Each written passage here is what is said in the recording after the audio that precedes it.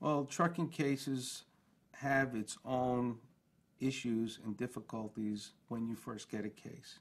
It's really important that you have to know how to investigate those cases, know the federal motor vehicle safety standards, which ones apply to the particular type of case that you're dealing with.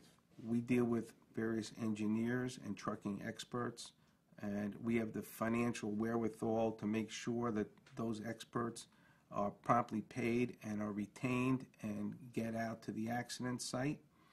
We also use technology. We use accident reconstruction technology, computer-generated technology to help us prove our case involving trucking accidents. We investigate witnesses. We secure the parts that may be defective.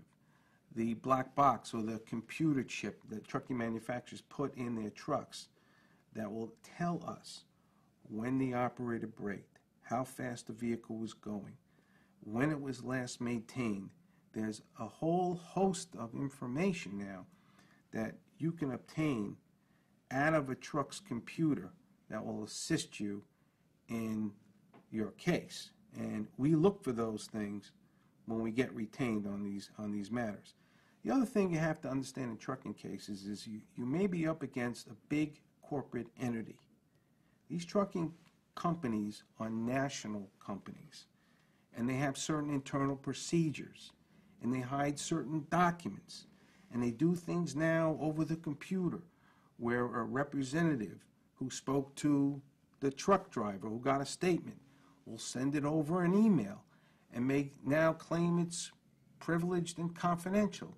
So you not only have to know how to get the information from the situs of the accident, but you also have to know how to get it out of the corporate environment which controls the claims process. So it's a whole different area, and you really have to know where to go, what buttons to push to get this information.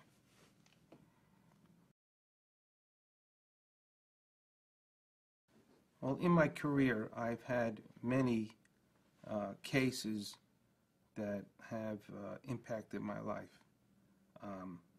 and helping various families through tragic times. One of which is the death of my secretary, Michelle Prazubi. And the story with her goes like this.